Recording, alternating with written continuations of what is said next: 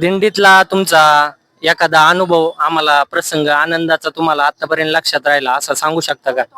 काय सांगायचं, माऊलीची दर्शन वारी वाटण गजर करायचा, माऊलीचं नाव घ्यायचं, जायचं चलत. आणि किती किलोमीटर तुम्ही आता पुण्यात आले तर किती किलोमीटर चलत आले?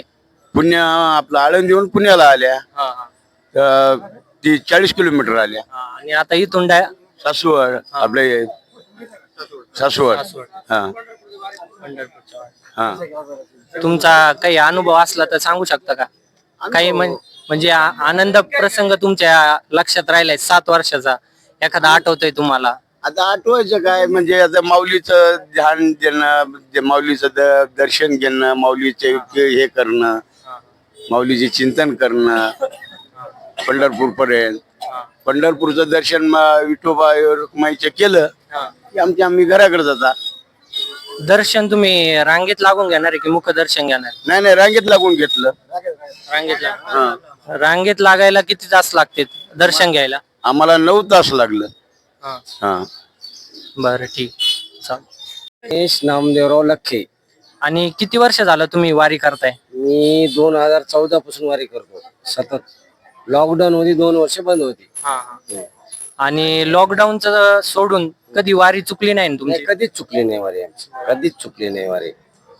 आणि तुमचं 8 ते 9 वर्षाचा वारीचं जे हे त्याच्यात एखादा तुमचा अनुभव थोडक्यात मला सांगा. कधी तुमची वारी चालू झाली, कसं तुम्ही वारीला गेले, काय थोडक्यात सांगा मला.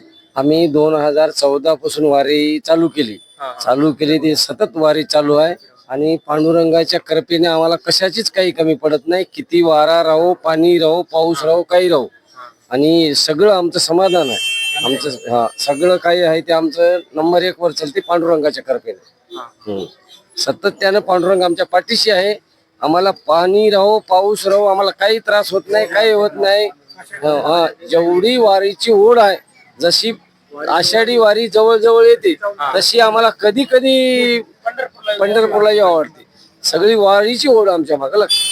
म्हणजे किती पाऊस असला, किती काही असलं तर तुम्हाला काही होत नाही. आम्हाला पाणी पावसाचं काही होत नाही. आम्हाला सगळं व्यवस्थित होते आमचं.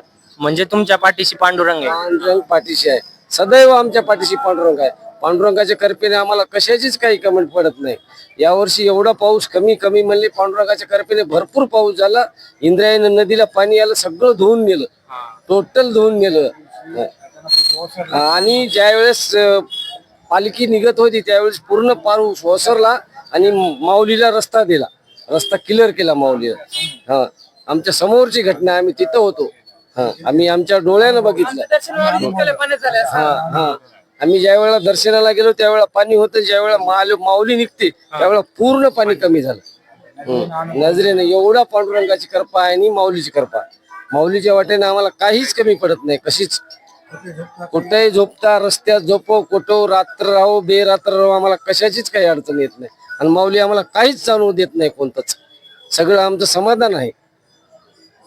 चालतं, धन्यवाद.